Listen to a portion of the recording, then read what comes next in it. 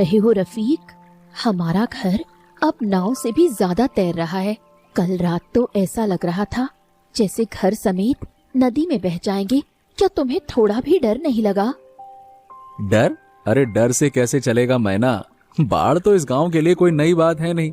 मैं तो बचपन से देख रहा हूँ, हर साल आषाढ़ श्रावण में पानी आता ही आता है और फिर चला जाता है।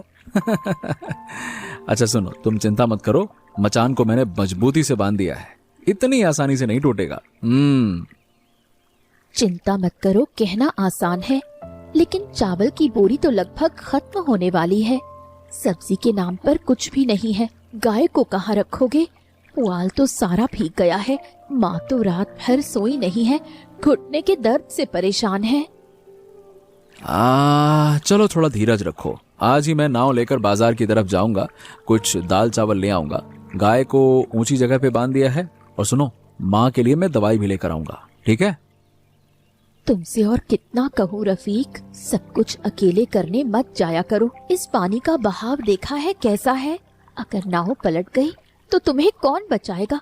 कम से कम थोड़ा संभल कर तो चलो। अरे मल्ला का बेटा हूँ, नाविक का बेटा। अरे ये पानी से मेरी जान पहचान है, समझ लो, पीढ़ियों की जान पहचान है।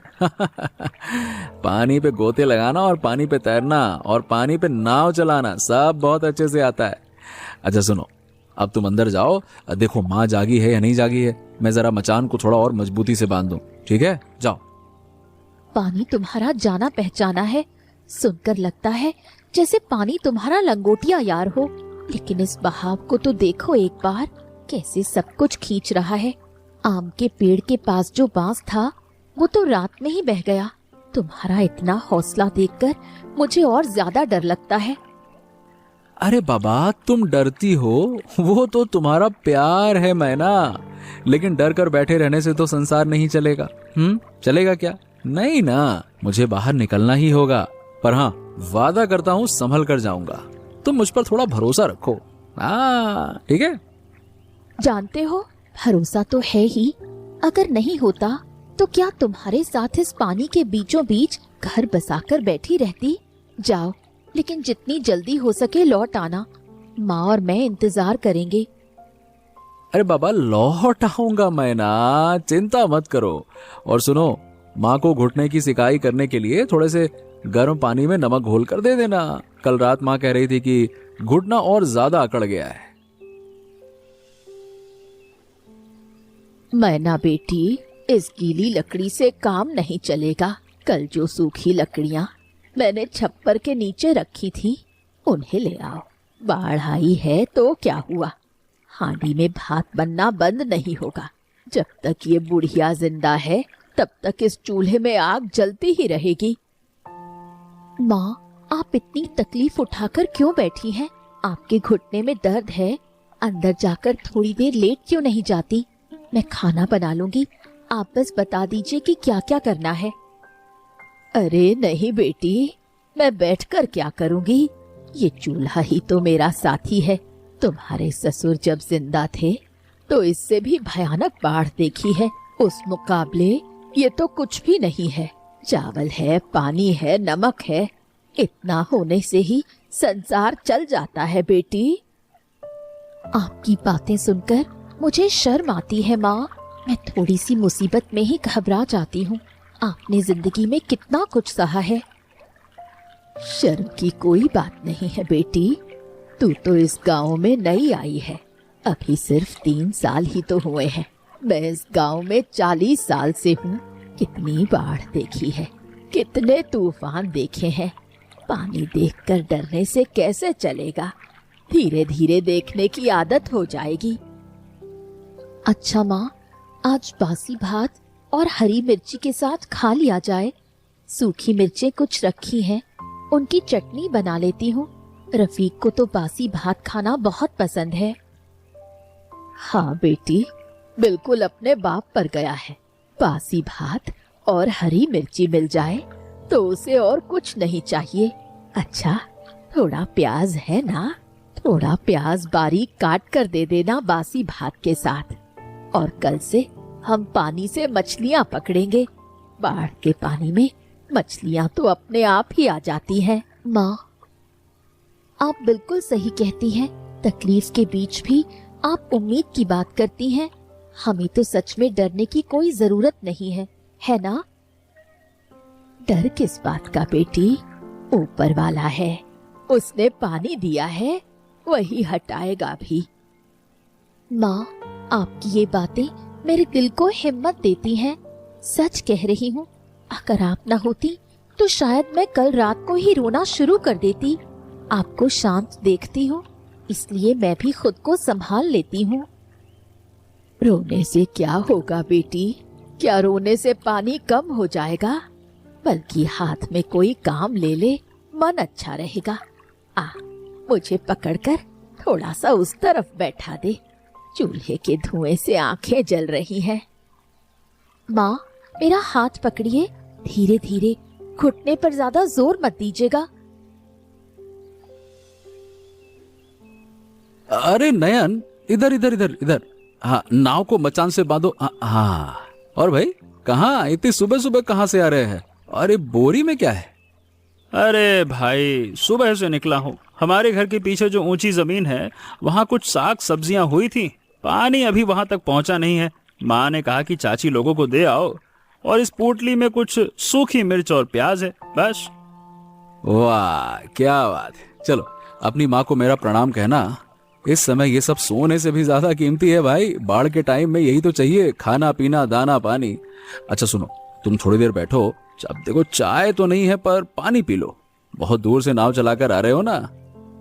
अरे भाई, पानी की तो बात ही मत करो। पानी की कहीं कमी है क्या? जहाँ तक नजर जाती है वहाँ पानी ही पानी है, चारों तरफ पानी ही पानी है। खैर हाँ, साफ पानी दे दो तो गला थोड़ा सूख गया है तो तर हो जाएगा। अच्छा रफीक, जूही का घर तो काफी निचली जगह पर है, क्या वहाँ भी पानी घुस गया है क्या? ओ हो, क्या बात है। जूही की खबर? तुम तो खबर पूरी रखते हो भाई। बाढ़ में चाहे जूही हो, चाहे चूहा हो, चाहे शेर हो, सबका घर डूब जाएगा। तुम्हारी चिंता सिर्फ जूही के घर को लेकर रहती है। मैना सही कहती है। तुम्हारे दिल में हमेशा एक मछली उछल कूद करती रहती है, और उस मछली का नाम है जूही। क्यों क्यों क्यों? बोलो बोलो बोलो बोलो बोलो बोलो। अरे वो नहीं नहीं नहीं, मैं तो बस अब क्या है कि एक घर पूछ लूंगा तो बाकी घर की खबर मिल जाती। मैं तो ऐसे ही पूछ लिया। उसका क्या है, घर नीचे है ना, इसीलिए चिंता हुई। गांव के नाते पूछना कोई गुनाह तो नहीं है ना। तुम इतना ताना क्यों मारते हो? जूही का पूछ लिया तो हाँ, नहीं तो। अच्छा ठीक है ठीक है ठीक है, गांव के नाते ही सही, समझ गया, सब समझ गया। पर सुनो, सुना है कि जूही के घर में पानी घुस गया है। वो लोग पास वाले चाचा के घर चले गए हैं। मैना ने कल जूही से बात की थी। हो, इसका मतलब सब ठीक ठाक तो है ना? समझ गया समझ गया। अच्छा सुनो, मजाक छोड़ो। अब जब तुम आ ही गए हो तो थोड़ी मदद कर दो। सुनो, कल सुबह जाल डालेंगे, तुम आओगे ना? दोनों मिलकर पकड़ेंगे तो अच्छा रहेगा। क्या है, इस तेज बहाव में अकेले खींचना भी तो मुश्किल होता है। कुछ फंस फुसा गया तो बढ़िया जोर लगा के खींचना पड़ेगा। क्यों? अरे हाँ हाँ, जरूर आ जाऊंगा। मेरे घर पर मेरा जाल है, वो ले आऊंगा। तुम्हारा जाल भी जरा देख लूं, कहीं फटा वटा तो नहीं है, क्योंकि फटे जाल से मछली पकड़ने जाओगे तो मछली तो जाएगी ही जाएगी, जाल भी हाथ से जाएगा। हाँ ठीक है, जाल तो मेरा ठीक है, उसमें कोई दिक्कत नहीं। कल रात ही मैंने अच्छे से जांच लिया था। चलो अब यहाँ क्यों खड़े हो भाई, अंदर आओ। माँ ने बासी भात रखा है, थोड़ा खाकर जाओ, और जूही के बारे में थोड़ा खबर ले लो मुझसे। आओ आओ। अरे है शर्म आता है। हाँ नयन, देखो पानी में कितनी मछलियां हैं। बाढ़ के पानी के साथ नदी से आकर चारों तरफ मछलियां भर गई हैं। देखो, कल सुबह जाल डालेंगे, तुम साथ आओगे ना? हाँ हाँ बिल्कुल आऊंगा। सुबह 4 बजे निकलेंगे। सुबह के वक्त मछलियां ज्यादा मिलती हैं, बिना जाल के हाथ से ही पकड़ी जा सकती हैं, इतनी मछलियां होती हैं सुबह सुबह। रफीक, सिर्फ मछली पकड़ने से ही काम नहीं चलेगा, घर के बारे में भी सोचना होगा। मचान का एक हिस्सा डगमगा रहा है, उसे कौन ठीक करेगा? मछली तो बाद में भी पकड़ी जा सकती है। अरे मैना, मैं क्या बोतल से निकला हुआ जिन्न हूँ क्या? हाँ, नहीं तो तुम सब एक साथ चाहती हो मचान भी ठीक करूं, मछली भी पकड़ लूं, ये भी कर लूं, वो भी कर लूं। अरे भाई, एक साथ कुछ नहीं होता है। पहले मछली पकड़ लेते हैं ताकि सब लोग कुछ खा सकें। अच्छे से एक वक्त मछली भात खा लेंगे तो शरीर में ताकत आएगी, फिर बाकी का काम देखेंगे। तुम्हारी बातें सुनकर तो ऐसा लगता है जैसे सब कुछ बिल्कुल ठीक है, लेकिन माँ के बारे में सोचो, उन्हें तकलीफ हो रही है। घर ठीक नहीं होगा तो रात को सोएंगी कैसे? थोड़ा घर की तरफ भी ध्यान दो रफीक। क्या मैं तुमसे कुछ ज्यादा मांग रही हूँ? अरे बाबा, ज्यादा नहीं मांग रही हो, वो मैं जानता हूँ, लेकिन तुम समझती नहीं हो मैना। अगर मछली नहीं पकड़ेंगे तो हम खाएंगे क्या? चावल की बोरी तो लगभग खत्म होने वाली है। मछली पकड़ लेंगे तो कम से कम पेट की चिंता तो दूर हो जाएगी। उसके बाद चाहे घर के बारे में सोच लेंगे। हाँ, तुम हमेशा बात की बात क्यों करते हो? अभी मछली, उसके बाद घर, अभी लकड़ी, उसके बाद मचान, उसके बाद कहते कहते सब कुछ वहीं का वहीं पड़ा रह जाता है। अरे भाभी, आप मेरी बात सुनिए। रफीक भाई ठीक ही कह रहे हैं। कल सुबह मछली पकड़ लेते हैं, फिर दोपहर को हम दोनों मिलकर मचान ठीक कर देंगे। 2 लोग मिलकर करेंगे तो कुछ ही समय में हो जाएगा, क्या दिक्कत है? अगर पहले ही इस तरह कहते तो बात इतनी बढ़ती ही क्यों? जाओ अपना जाल समेटो। हाँ, सुना नयन भाई, पत्नी की बातों के आगे सारे तर्क हार जाते हैं। हाँ, जूही, तुम आई हो इस बाढ़ के बीच? या तुम्हारा दिमाग खराब हो गया है? पानी में कितना तेज बहाव है। अगर नाव पलट जाती तो क्या होता? और इस केले के पत्ते में क्या लपेट कर लाई हो? अरे नैना दी, तुम इतनी चिंता क्यों करती हो? मैं तो बचपन से ही नाव चला रही हूँ। और ये पीठा है, कल रात माँ के साथ मिलकर बनाया था। थोड़ा मीठा खाओगी तो मन भी मीठा हो जाएगा। जूही, अगर तुम ना होती तो मैं इस गांव में क्या करती? इस बाढ़ के बीच इतनी मेहनत से पीठा बनाकर नाव चलाकर इतनी दूर चली आई। मेरी आंखों में आंसू आ रहे हैं। सच कह रही हूँ, तुम्हारे जैसी सहेली मिलना किस्मत की बात है। अरे रो मत दी, दुख बांटने से तो दुख कम होता है। हम गांव के लोग हैं, अगर एक दूसरे के काम नहीं आएंगे तो कौन आएगा? तुम लोग हमारे अपने हो, इसीलिए तो आई हूँ। जूही, थोड़ा बैठो, मैं माँ को बताती हूँ। वो तुम्हें देखकर बहुत खुश होंगी। कल ही तुम्हारे बारे में पूछ रही थी। काकी कैसी है? घुटने का दर्द कुछ कम हुआ क्या? कम कहाँ से होगा, दवा तो ठीक से मिल नहीं पा रही है। रफीक ने बाजार से लाने को कहा था, लेकिन बाजार तो पानी में डूबा हुआ है। खैर, माँ को चाहे जितनी तकलीफ हो, वो मुंह से कुछ नहीं कहती, चुपचाप सब सह लेती हैं। मैं माँ से कहूंगी, उनके पास घुटनों के लिए एक देसी तेल है। अगली बार मैं वो लेकर आऊंगी, शायद उससे कुछ आराम मिले। ऐसा हो जाए तो बहुत ही अच्छा होगा। चलो अंदर, माँ से मिल लो और इस पीठे को आज हम सब मिलकर साथ बैठकर खाएंगे। रफीक आ जाएगा, कोई बच्चा तो नहीं है, चिंता मत कर। माँ सुबह से गए हैं, अभी तक नहीं लौटे। क्या मछली पकड़ने में इतना समय लगता है? उन्हें घर संसार की कोई परवाह नहीं। मचान का कोना डगमगा रहा है, उसे दोपहर को ठीक करने के लिए कहा था, वो भी नहीं हुआ। बेटी, तू पहले से ही इतना मत सोच। हो सकता है पानी के बहाव में दूर चले गए हो, इसलिए लौटने में समय लग रहा है। उस पर थोड़ा भरोसा रख। भरोसा तो है माँ, लेकिन क्या वो थोड़ा सा भी इत्तला नहीं कर सकते? क्या वो इतना भी नहीं सोच सकते कि हम यहाँ चिंता कर रहे होंगे? मैं कितना इंतजार करती हूँ, क्या वो ये बात समझते हैं? समझता है बेटी, सब समझता है। मर्द लोग मुंह से कह नहीं पाते, लेकिन समझते सब हैं। तू थोड़ा धीरज रख, वो आ जाएगा। आ, अंदर आजा, मेरे पास बैठ, बारिश बढ़ रही है। माँ, मुझे पता है कि आप हमेशा रफीक का ही पक्ष लेंगी, लेकिन मेरा भी तो एक दिल है। मुझे भी तो दुख होता है। सारा दिन इस घर में अकेली रहती हूँ, फिर भी कुछ नहीं कहती, चुप रहती हूँ। लेकिन जब वो देर करते हैं तो मन थोड़ा टूट सा जाता है। मैं उसका पक्ष नहीं ले रही हूँ बेटी, तुझे भी समझ रही हूँ। क्या मैं तेरा दुख नहीं देखती? सारा दिन तू कितना काम करती है, मेरी सेवा करती है, खाना बनाती है, मैं सब देखती हूँ। लेकिन बाढ़ के इस समय में सबको थोड़ा ज्यादा सहना पड़ता है। रफीक भी सह रहा है और तू भी सह रही है। यही तो संसार है। आपकी बात सही है माँ, लेकिन आज मेरा उनसे बात करने का मन नहीं है। मेरा दिल उदास है। रफीक, जरा इधर तो आ, एक बात कहनी है। मैंने उस दिन रेडियो पर सुना था, जलकुंभी के ऊपर तैरती हुई सब्जियों की क्यारी बनाई जा सकती है। हम ऐसा क्यों नहीं करते? थोड़ी सी कोशिश करने पर लौकी, साग और मिर्च उगाई जा सकती है। ए माँ, तुम तो सच में हमेशा समझदारी में सबसे आगे रहती हो। जल कुंभी के ऊपर सब्जी, वाह क्या बात, ये तो बहुत ही बढ़िया तरकीब है। मतलब मैं अभी जलकुंभी इकट्ठा करता हूँ, नयन को भी कहूंगा, वो भी मदद करेगा। लेकिन ये बताओ, मिट्टी कहाँ से लाएंगे? मिट्टी ना हो तो भी चलेगा, जलकुंभी की जड़ों में ही पौधे लग जाते हैं।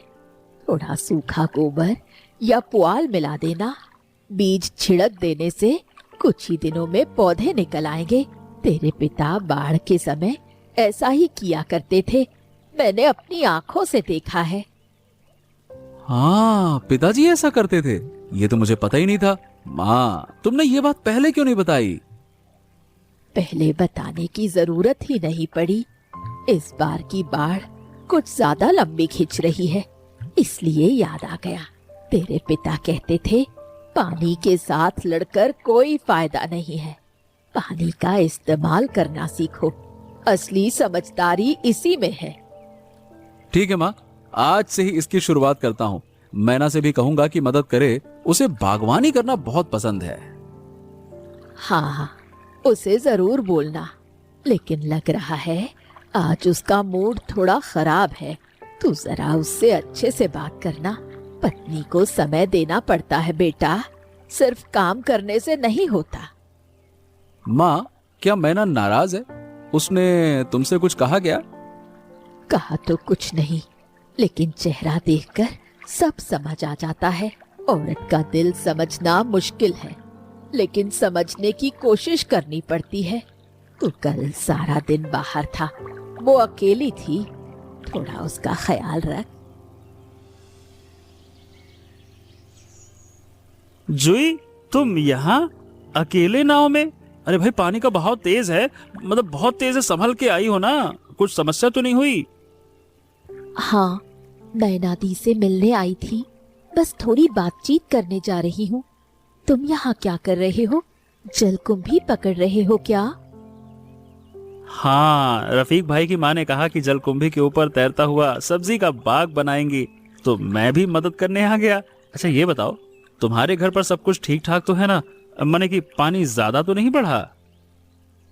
हम ठीक हैं। चाचा का घर ऊंचाई पर है, अभी वहीं रह रहे हैं। लेकिन हमारा घर पानी में लगभग डूब चुका है। बाढ़ कम होने पर बहुत मरम्मत करनी पड़ेगी। माँ बहुत चिंता कर रही हैं। हाँ, चिंता मत करो, बाढ़ कम होते ही हम सब मिलकर मदद करेंगे। गांव के सभी लोग तुम्हारे साथ हैं। तुम हमेशा ऐसी बातें करते हो, चिंता मत करो, सब ठीक हो जाएगा। लेकिन कैसे ठीक होगा, ये तो कोई नहीं बताता। घर का छप्पर उड़ गया है, दीवारें भीगकर कमजोर हो गई हैं। इन सबको ठीक करने में कितने पैसे लगेंगे, कौन देगा? पैसे भी हो जाएंगे जोई। अरे भाई, हम काम करते हैं, मेहनत करते हैं। बाढ़ कम होने पर फिर से खेतों में उतरेंगे, धान बोएंगे, मछलियां पकड़ेंगे, बाजार में बेचेंगे। धीरे धीरे सब ठीक हो जाएगा। तुम्हारे घर की मरम्मत के लिए मैं खुद मदद करने आऊंगा। तुम आओगे? क्या तुम्हारे अपने घर में कोई काम नहीं है क्या? हाँ, काम तो है, लेकिन पड़ोसी की मदद करना भी तो हमारा फर्ज है। और तुम्हारा परिवार तो हमारा जाना पहचाना है, इतना करना कोई गलत बात तो है नहीं। जाना पहचाना? क्या बात है? अच्छा जूही, सुनो ना, बाढ़ खत्म होने के बाद एक बात कहूंगा, क्या तब तुम मुझे थोड़ा समय दोगी? अभी क्यों नहीं कहते? नहीं नहीं नहीं, अभी नहीं, अभी नहीं, अभी क्या सही समय नहीं है। पहले बाढ़ खत्म हो जाने दो, सब कुछ ठीक हो जाने दो, तब कहूंगा तुमसे। साफ आसमान के नीचे कहूंगा, ठीक है ना? समय देना बस। साफ आसमान के नीचे? इतनी शायरी कहाँ से सीख ली नयन? तुम तो मल्लाह के बेटे हो, अचानक कवि कैसे बन गए? कवि नहीं हूँ, लेकिन कुछ बातें ऐसी होती हैं जिन्हें कहने के लिए खूबसूरत समय की जरूरत होती है। जब कहूंगा तब समझ जाओगी। अच्छा, तो फिर बाढ़ जल्दी खत्म हो, मैं भी तुम्हारी वो बात सुनने का इंतजार करूंगी। लेकिन ज्यादा देर मत करना, देर होने पर बात सुनने की इच्छा ही खत्म हो जाती है। अरे बाबा, देर नहीं करूंगा, वादा रहा। अच्छा, अब चलता हूँ, ठीक है?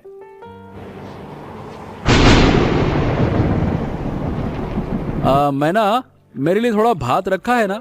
अरे भाई, सारा दिन से कुछ खाया नहीं है। हाँ, सूखी लकड़ी का इंतजाम करने में बहुत दूर जाना पड़ा था। 3 गांव पार करके गया था। क्या हुआ?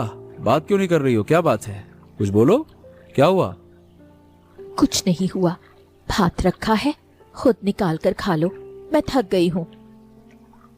ओहो मैना, तुम फिर से क्यों नाराज हो गई भाई? मैं तो घर संसार के ही काम से गया था, कौन सा अपने काम से गया था। सूखी लकड़ी नहीं लाता तो खाना कैसे बनाती? तुम समझती क्यों नहीं हो? मैं नहीं समझती? क्या मैं कुछ नहीं समझती रफीक?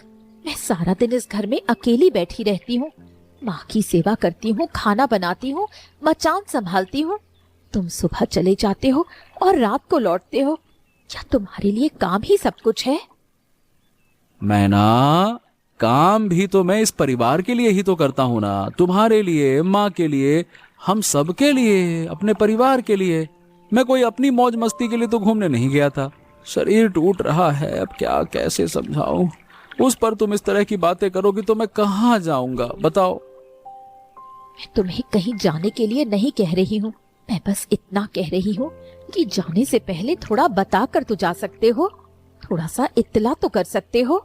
क्या ये इतना मुश्किल है? अब तुम्हें तो पता है मैं कितनी मेहनत करता हूँ। सुबह से पानी में नाव चला रहा हूँ, हाथ पैर दर्द से सुन्न हो गए हैं। घर लौटकर 2 मीठे बोल सुनूंगा, उसकी उम्मीद क्या नहीं रख सकता मैं, बताओ? बस शिकायत शिकायत शिकायत शिकायत।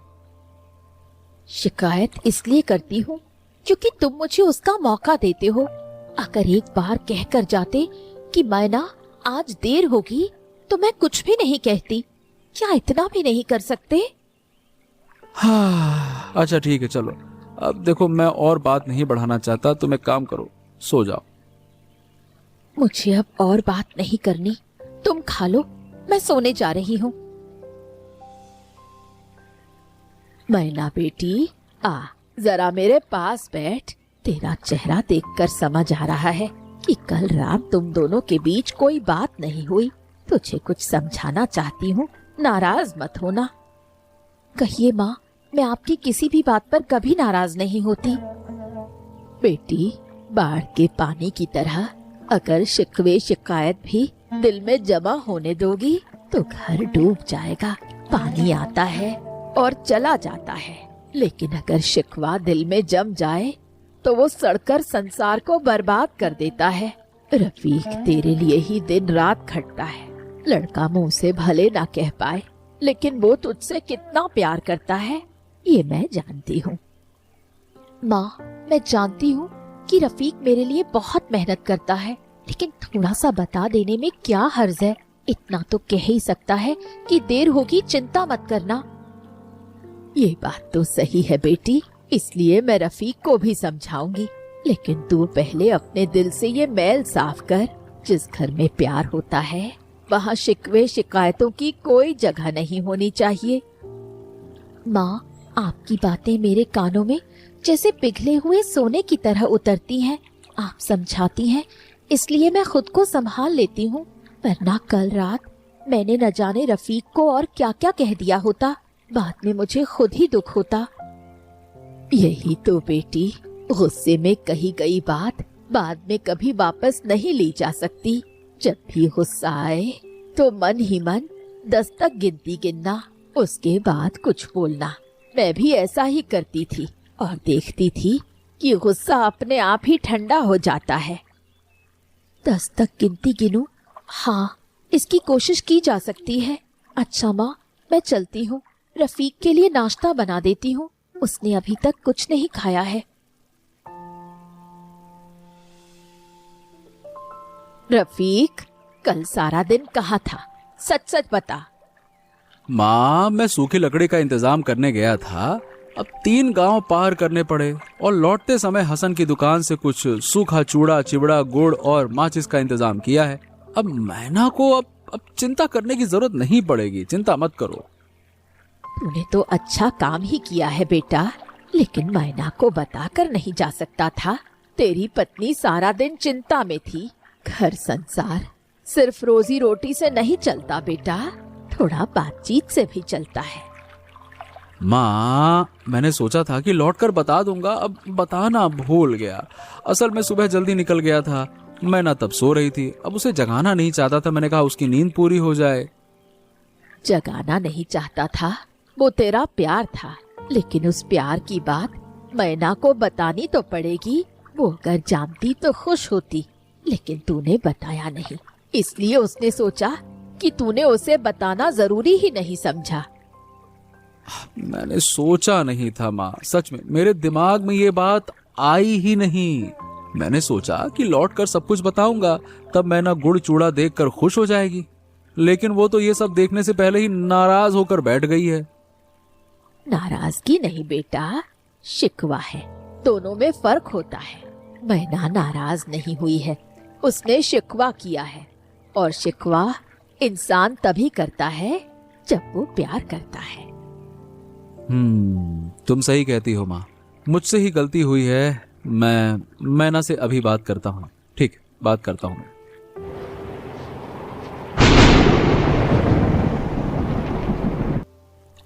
मैना, क्या तुम मुझसे थोड़ी बात करोगी? देखो, कल जो मैं सारा दिन बाहर था, जानती हो क्यों? सूखी लकड़ी और चूड़ा गुड़ का इंतजाम करने गया था, ताकि तुम्हें और माँ को कुछ दिनों तक तकलीफ ना हो। बस इसीलिए 3 गांव पार करने पड़े थे, लौटने में देर हो गई। रफीक, तुम हमारे लिए चूड़ा गुड़ लाए हो 3 गांव पार करके? मैंने तो सोचा कि जानता हूँ कि तुमने सोचा कि मैं मटर गश्ती कर रहा था, आवारागर्दी कर रहा था, लेकिन मैं सही बताऊं, मैं जो कुछ भी करता हूँ ना, सब तुम्हारे लिए तो करता हूँ। हमारे इस घर संसार के लिए, परिवार के लिए, अपने लिए, तुम सबके लिए। रफीक, मैंने भी बिना समझे ही शिकवा कर लिया। तुम परिवार के लिए इतनी मेहनत कर रहे हो और मैंने सोचा कि तुम हमारे बारे में सोचते ही नहीं। मैंने गलत सोचा, मुझे भी माफ कर दो। मैं तुमसे वादा करता हूँ, इसके बाद से कहीं भी जाऊंगा तो पहले बता कर जाऊंगा। तुम ही तो मेरा सब कुछ हो। तुम्हें चिंता में रखकर मैं कोई काम नहीं करना चाहता। अगर तुम ही ठीक से नहीं रहोगी तो मेरे किसी भी काम का कोई मतलब नहीं। अच्छा रफीक, माँ ने तुमसे भी कुछ कहा है ना?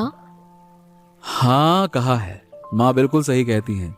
वो ना होती तो शायद हम और भी ज्यादा गलतियां करते।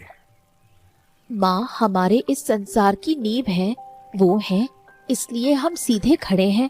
अच्छा रफीक, चूड़ा गुड़ कहाँ है? थोड़ा चूड़ा गुड़ भिगोकर गुड़ के साथ मिलाती हूँ, दोनों साथ बैठकर खाते हैं। नाव में है, रुको लाता हूँ, तुम बैठो।